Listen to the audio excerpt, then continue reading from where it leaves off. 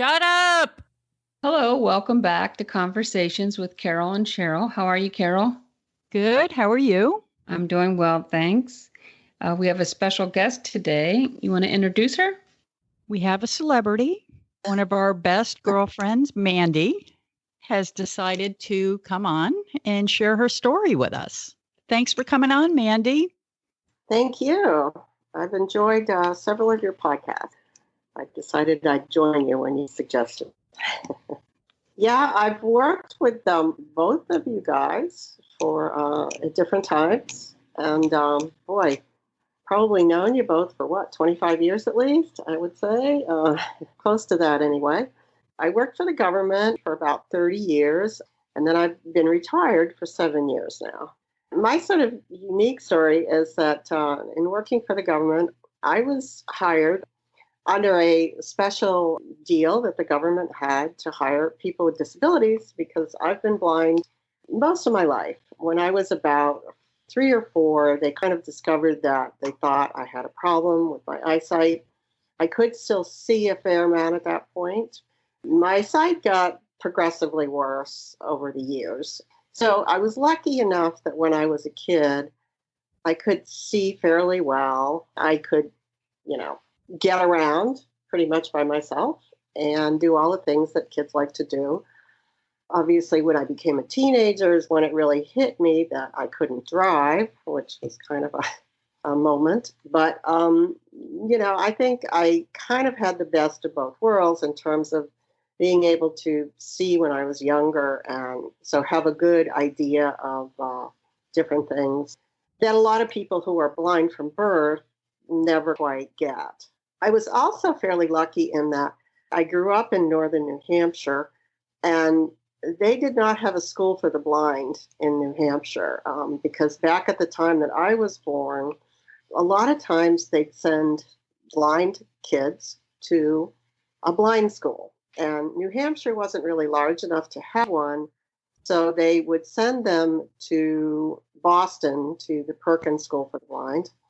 And my mother was not a fan of that. She did not think that was a good idea because I would have had to live, at the school because it was about a 3.5-hour trip from our house. So I got kind of lucky in that, or at least I feel I was lucky in that I did go to public schools and on to college and so forth. So that was kind of a good thing. Mainstreaming, whatever, was a big thing that they were just sort of getting into probably in the 60s. So I think that was a good thing from my perspective. However, when I did get out of college, I was sort of hit with the whole thing of really difficult to get a job.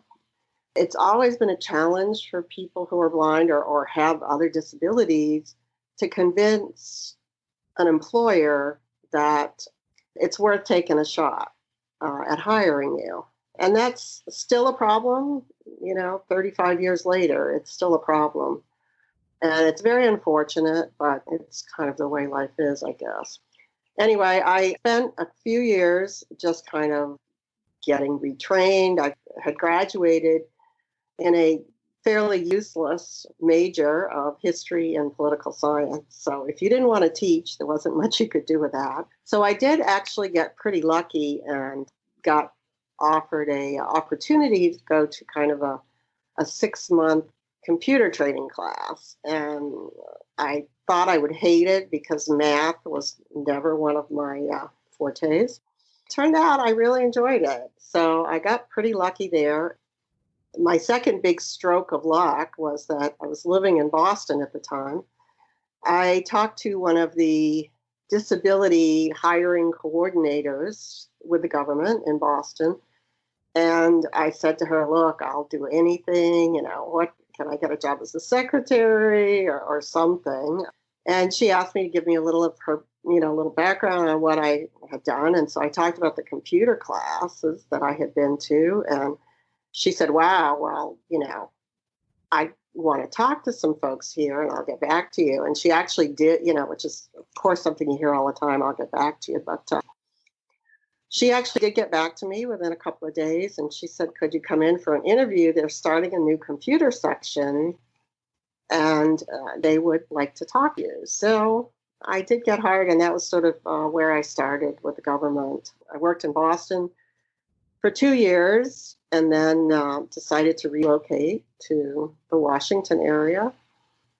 That's kind of the story of my background. I stayed with the same agency of the government pretty much for my 30 years and retired, and that's where that ended up. I think it's great that your attitude was positive the whole time. Yeah, it was tough. I graduated from college in 78 and then spent I did a couple of, little local odd jobs, but and went to some training classes and things like that for 6 months. But other than that, I really didn't get a full-time permanent job until like 82. And it was very depressing. I think that's the problem for a lot of people with disabilities is they try and then they get kind of discouraged. And it's difficult to keep up the optimism and so forth. But I think, obviously it does pay off. And I was very lucky with my government jobs. They were always interesting. And I was very lucky in that, obviously when I would start with a new part and meet new people, there'd be some kind of awkwardness about, oh, what can she do? What do we say? Can we say things like, see you later, things like that? I think there was a lot of concern from people about what to do, what to say. But I think that for the most part, most people that I worked with recognized that I had something to contribute and worked with me and helped me out when I needed it. So on the subject of awkwardness, what would be offensive for people out there that they don't know? Like you say, see you later. Like, oh God, I said see you later. I was never one who found anything like that offensive. Obviously, one thing that kind of drives a lot of people with visual problems crazy is when you sort of point to something and say, oh, it's over there. That's a little bit, that's a little bit annoying. But, in terms of common language, I think that's fine. I also think that one of the things that it takes people a while to get used to is that as a visually impaired person, a lot of times it's much easier if you get help, like going to a place that you don't know. It's not that you can't do it. And they think that it's offensive if they ask if you need any help. And really, I think the answer to that is no, I don't think it ever hurts to ask. If the person doesn't want your help, they'll say, no, I'm great, thanks. But I think it is important to feel comfortable in just saying, do you need any help? Could I walk with you over there or whatever to that meeting? Or that's something I think that a lot of people really kind of are always feeling a little bit awkward about is, should I ask or is it offensive if I ask? Is it offensive to ask how much you can see? No, I don't think so. My sight, because it degraded over time, it was always sort of difficult because something that I could actually see, say 30 years ago, now I probably can't. I don't think it's a problem. Sometimes it's hard for a visually impaired person to actually know what to say in terms of that, oh, well, I can see shadows, I can see colors, I can see whatever. But it's not offensive to ask, at least for most people. I mean, I did know someone who was visually impaired, and I used to ride the metro with her. Frequently, we'd end up on the same train or something, and people would sort of say to her, oh, let me help you to get off the train, or let me help you to the escalator. And she would get kind of annoyed by it and say, no, I can find it myself. And I was never anyone who felt that that was the right way to treat people because, okay, yes, I do this every day. I know where the escalator is. I don't really need your help. But someday I'm going to be somewhere where I do need your help, and I don't want to turn people off. Sometimes you don't know what to ask. And I was always told that, well, my mom told me this years ago that a visually impaired person doesn't want you to take them by the arm. They want to take you by the arm. So you should just only offer your arm. Is that a true statement? That is true. And I think that that's one of the things that can be a little bit, I certainly had experiences, especially on the metro or something, where, you're getting ready to get off, and it's so funny. Sometimes you're using your cane and someone will grab the cane and kind of pull you along like it's a dog leash or something. It's really strange. Oh my God. I have to say, sometimes that's more people from other countries, perhaps. And, there are certain circumstances that do get treated a little bit differently in foreign countries. My husband and I were in one of the Caribbean islands. I was buying a T-shirt or something. So she sort of said to my husband, like I wasn't there, of course, "Oh, who stays home to take care of her during the day?" And he's like, "She goes to work every day, makes more money than I do." But, So, I mean, it is kind of tricky. I think there is some sort of, concern that in some countries, people with visual impairments are not really out in the work environment and not out there working. Whereas at least in our country, I think there's a pretty good recognition of that. So it's less problematic. Grabbing somebody by the arm is not good. They'd like to take your arm. And of course, the other really offensive thing is to talk to the person that they're with rather than talking to them. "Oh, well, what does she want for dinner? What does she want to order, or whatever." It's like, okay, I can answer. I'm not deaf, Once my mom reached a certain age, people would look at me while she was ordering. We went to go get a dishwasher. The guy talked to me the whole time. It was terrible. Yeah, I think you're right. There is this tendency to sort of talk to the person that they feel most comfortable with. Where we all work together, you are always remembered as a person with a legendary memory. You could remember everything. Everybody had always commented on it, like in awe, like, "I can't believe she can remember the stuff she remembers." Was that always a thing that you had, do you know? Or is that something like the body takes over? Yeah, I think it was really kind of a compensating skill that I learned.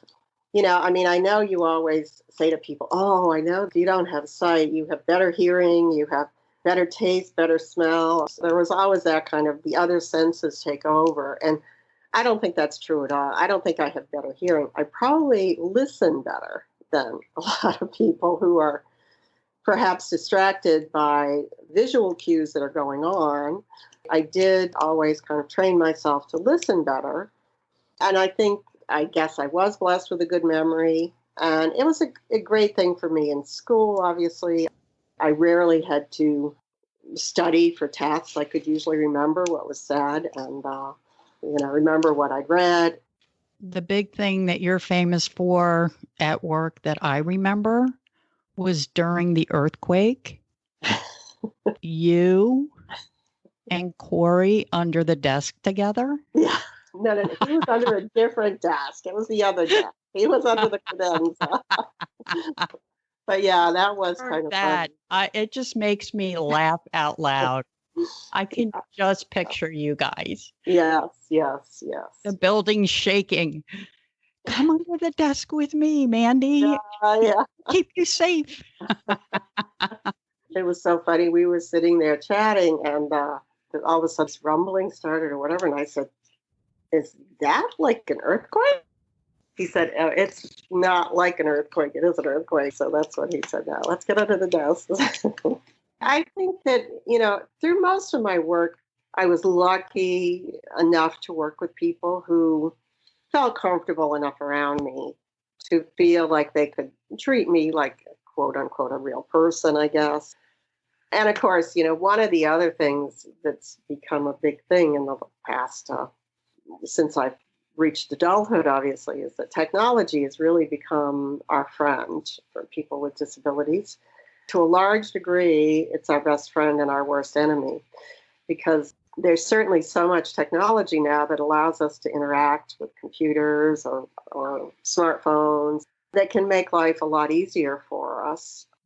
But there are certainly plenty of applications and websites and other things that are not accessible to those of us who are blind. that can be frustrating because I remember when I worked, there were a couple of applications that just, no matter how hard I tried to work with them, they weren't set up right, so that they really didn't work very effectively. And I was lucky enough that I had folks that would help with those. When Carol and I went to the Pod Fest, one of the new things that a lot of companies, they said, were putting billions of dollars into was voice recognition. Mm-hmm. And that was going to be the way of the future. Yes, I think you're right. That's come a long way. It's great to talk your devices and ask them what time it is, what's the temperature, all of that kind of thing. So I have a funny story I wanted to tell you because I've told other people it, and I thought I think you'll appreciate it. When we were at work one time, I was in talking with you with a third person, and I was a little irritated with the third person in the room, not you, but the third person. And I didn't think that you could see anything. And I was taking notes kind of in my own little space there, just jotting notes down and kind of looking away from her as if I wasn't listening 100%. And you started talking about vacation and that you saw like the pyramids and different things. And all of a sudden, I just put my pen down real slowly and I sit up straight and I look over at you. I was like, oh. It was too funny. I was like, oh, wait a minute. Here I am being rude, But anyway, I always remembered that because I just slowly put the pen down and like. I have a funny story that I used to do in meetings. A former executive boss that we all probably remember well had a bit of a temper at times. He would call us all into meetings and so forth, and he'd frequently go on and on and on, and you'd be sitting there. And frequently, he would call out people for looking at their watch. People would get antsy and they'd be looking at their watch and he'd be calling them out. Well, in the meantime, I had my hands under the table and I was looking at my watch, which is a Braille watch. So that was always, I said, he's not going to call me out for looking at my watch. Ask me if I've got someplace better to be. One of the advantages, one of the few probably. So, Mandy, how come you never got a seeing eye dog? Okay, that's a question you get a lot.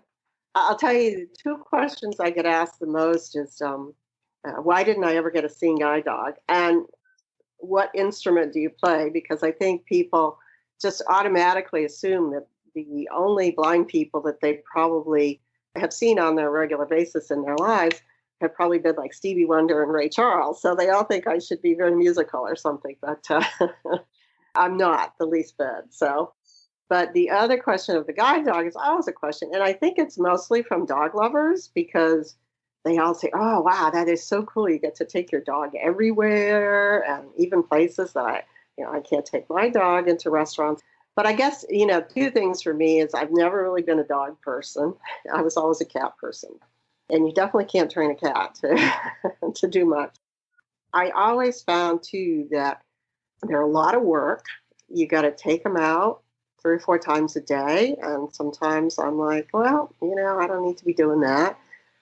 And then, one of the other issues that I've seen so much with people that have guide dogs are probably very controversial for me to say, but a lot of women who have guide dogs tend to kind of make them into pets. They don't, there's that mothering instinct or something, and it's really hard to overcome, I think. And so a lot of the women that I have known that had guide dogs had ones that kind of misbehaved a little because they really didn't keep up their training. That's really interesting. Yeah, because they're working. And we're guilty of that. There was another person that worked with us that was hearing impaired and had a dog at work. Mm-hmm. I was the worst person. I'm petting the dog. I got cookies in my pocket. Yeah. The dog's all wiggly butt, like, oh, there's Carol. Yay. I'm going to get a fur rub, So it's really hard for, I think, the handler to people away, and then it's hard for the dog lovers to stay away. Like I say, I've known plenty of people who really have been very well paired with a dog, and the dog has done amazing things. I think, ooh, that would be kind of nice. And obviously, I think it does give you a little bit more freedom when you're out walking around rather than using a cane, which can be a problem, especially in big crowds. But the dog helps with that. So how do you get around without a dog? You still have to kind of learn your way. I mean, you have to learn, and it's always interesting. You have to kind of learn landmarks in a way that you can actually feel or touch. Where we live right now, I know that if I am getting out to the road, there's like a little water gutter that runs along the side of the road. So once I get to the main road, I can sort of trail that with my cane, but you learn to kind of identify landmarks, objects that you can use to kind of be waypoints along the way. That is one area that technology is helping tremendously. There are so many GPS apps now that have been sort of tailored for the blind, and they really do help a lot. Obviously, the problem right now is that they only work outside. Some of the problems, especially in a large hotel or something like that, something like a GPS system isn't going to help you there. So something you just kind of learn, well, a good sort of sense of direction, that helps a lot. I know some people who are blind who have zero sense of direction, and it's much more difficult for them. I was actually lucky enough to develop a good sense of direction. I remember going shopping with a friend when I was a teenager, and she'd always get turned around and say, "Oh, we got to go this way." I said, No, it's the other way." She said, "How do you know?" How do you punish your husband when he leaves a laundry basket in your path on the way to the bathroom? Something that you trip over. Yeah, that's always fun. Yeah, I had more than one close encounter in the building we all worked in. The big trash carts that were left in the hallways. Oh gosh! Because sometimes when you're in kind of a hurry, if you're in an area that you know, and you're in a bit of a hurry to maybe get to a meeting or go to the ladies' room, or you don't always take the appropriate precautions using your cane quite as well as you should have. How did you find the ladies' room? Did you count your steps? Did you count the offices down to it? In the building that we all worked at, they were always, like, some of them were right by the elevators. They were like at a crossroads of the hallways. And sometimes it was closer than other times. I mean, I worked in so many different offices, and sometimes it was a long walk and sometimes it was a short walk. We actually just finished an episode about that where Cheryl never made it to the ladies' room. Uh-oh. She left a mellow yellow in the hallway. I had an interesting episode in our building there. I was in the ladies' room at lunch, and I was washing out a mug. I went into the stall, and someone kind of opened the door and said something, a male or whatever. And I thought, oh, what's going on? And I didn't really say anything. And so I came out and finished washing my mug and so forth, and went to open the door, and the door had been locked.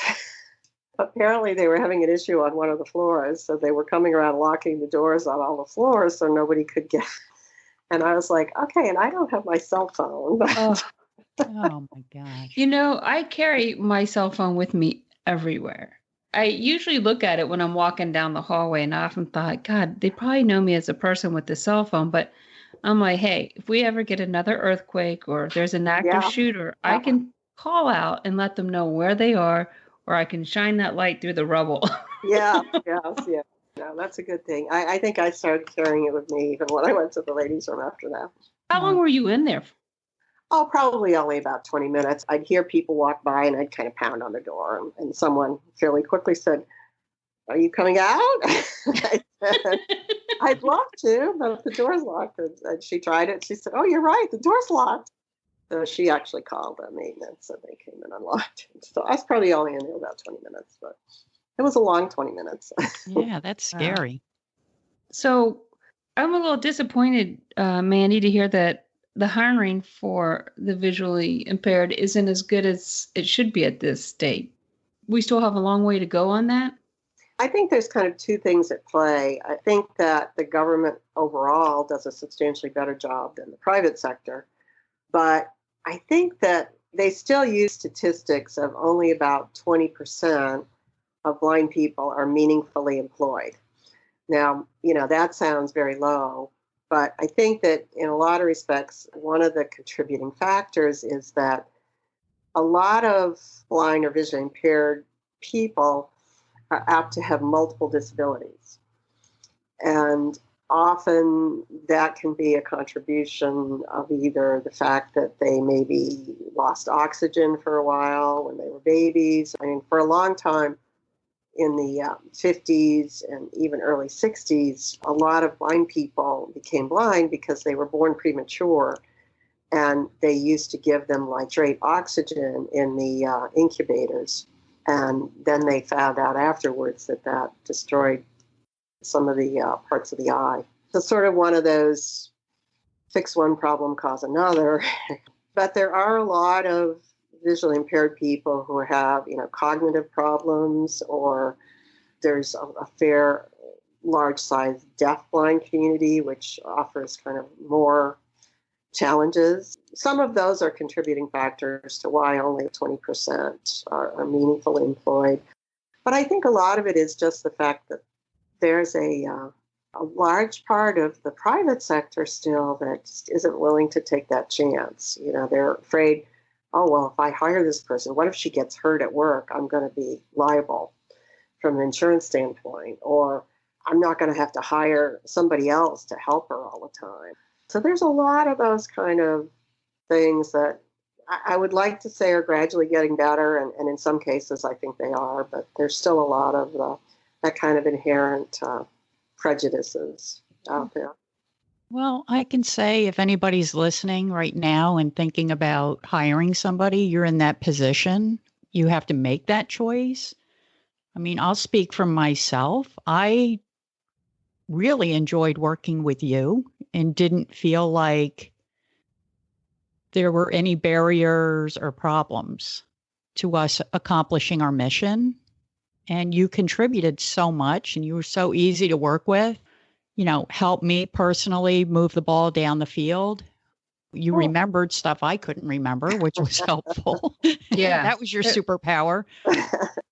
Well, thank you. And, I think that's one thing the government did right, is they gave people an opportunity to hire. There used to be, and I don't even know if they still have it, but like a Schedule A hire, where you could hire someone for like 700 hours or like 4 months, sort of as a try them out period.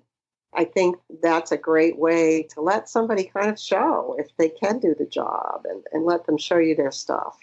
Unfortunately, I think that a lot of people who did hire visually impaired people on that kind of thing sort of started feeling, I don't want to say sorry for them or started feeling guilty or something, but sometimes they would keep them on when perhaps they really weren't in the right position or being very productive. That's a problem that's kind of on the other side of the coin. As a longtime manager, I always thought that there was one thing I kind of went by, is that, everybody's got a skill at doing something. The important thing is to figure out if their skill is something you need somewhere in your job, in your area. And if so, it's okay if they're not a perfect employee, as long as they're very good or can do the job that you need, if you can find a fit for them, I guess is what I'd like to say. So I think that that's an issue. And I think that some managers, when they get an opportunity to hire a blind person, they'll say, okay, well, now that they're on here, I can't, it wouldn't be nice to let them go or not put them on full time.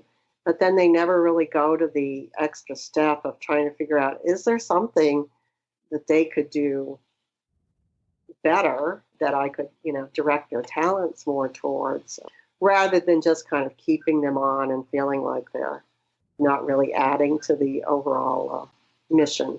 So that's one thing I think some managers, I could say I would fault for doing. Well, there's people that aren't impaired that are in the wrong jobs too. And we Yeah. have a hard time moving them. Yes. I've always, as a manager or leader, been able to figure out, looking at a person or working with them, okay, this is a problem this person can solve, or this is their superpower. Yes. They're in the wrong job. They're a great person. They're just in the wrong job. We need to move them over here. I've only had one person in 30 years that I could not figure out what their skill was. Right. Because all they wanted to do was chit chat all day long. That was their superpower, interrupting everybody's work by, hey, how you doing? You know who it is? Yeah, I think so. Yeah, it is hard. And, some people clearly, it's very tough. I think some people have no self-awareness, so they don't really get that they're not good at certain things. And they certainly don't want it pointed out to them. But so it's something you have to do in a very tactful kind of a way. Maybe if you bring the person on, you can be upfront in the beginning and say, we're going to try you out. Yes. And if for whatever reason this is not a good fit for you, you're not comfortable or we're not comfortable, we'll tell you what we see your strengths are and your weaknesses and help you maybe move into another position where your strengths can be utilized. Exactly. But we'll be honest with you. Yeah. And you need to be honest with us because sometimes that person can give feedback and say, I think I'm in the right job. It's just the system I'm working with is impossible. Right. I can't work in this system. Yeah. Maybe the next version, but all the other systems, I don't have a problem. But this one system that's critical to my job, I just can't get around in it. Right. Exactly. And I think that that's a big problem. Like I said, it was always amazing to me that in our line of work, we were sort of forced to jump through a lot of hoops to ensure that systems were 508 compliant and so forth. But then you get systems developed in-house by people who, that worked there, that you'd get them and you'd say, okay, there's no way I can do this. Or, and I think something that a lot of us who are visually impaired have found, sometimes something will be quote unquote 508 compliant or accessible, but is it actually usable? If it takes me 10 times longer to do a simple task than a person with vision, is that really, it might be 508 compliant because I can do it, but is it really, does it meet that usability standard, which is a little bit different?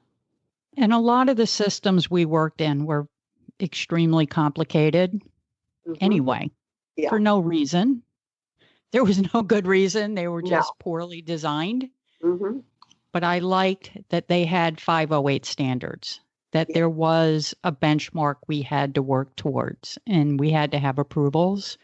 I guess my frustration was with the bigger companies like Microsoft, Apple, these big companies who were not doing 508 back when we were working. Yeah. And then we were held accountable to making them 508. Right. Or signing off that it was. So it seems like a lot of these bigger IT companies now are working towards 508, which is amazing. Because that's probably, wouldn't you say 80% of what we use are those bigger systems? Yeah. The in-house kind of custom stuff is probably 20% of what people are going to be using. Yes. And I would say out of that 20%, 10% of them are impossible to use for everybody. Exactly. I struggled with some of these systems, right? They're set up or the reports were not useful or, you put in a system change request and 9 years later, it's still sitting there in a pile. Do you have any advice for our listeners or for us? Yeah, I think if you meet a blind person and you have to work with them or even meet them socially, don't be afraid to ask what you consider might be offensive questions. They're probably not, other than maybe make sure you don't ask them who dressed them or something like that, which is another question you get sometimes. Feel free to ask do you have any problems here in the workplace that I could help with or make easier for you? And definitely, if you're going someplace different, like out to a restaurant somewhere that the person's never been or whatever, feel free to just say, do you want to take my arm? People will tell you if they don't. They'll say, no, I'm fine, thanks. So I think those are my pieces of advice in terms of working with someone. And like I say, that goes for social environments as well.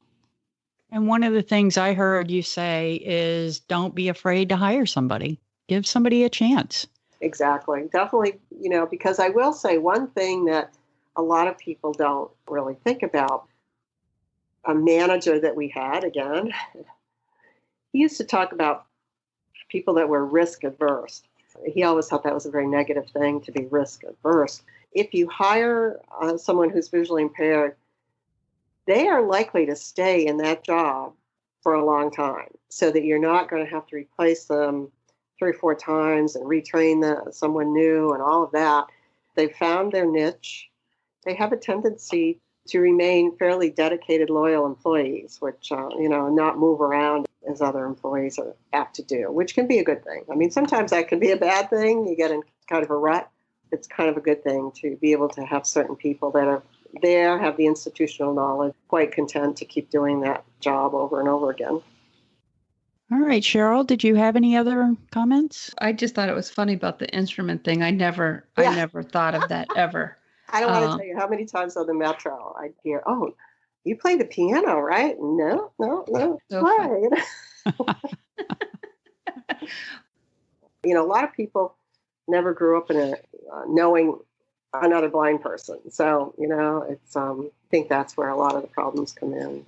They get those stereotypes. That's too funny. I found this very interesting, and I, along with Carol, always enjoyed working with you. And thank you so much for coming on. I learned a lot, and it's always good hearing your voice and catching up. I'm glad you're doing well and surviving the quarantine. Sure. All right. Thanks, guys. Thank you.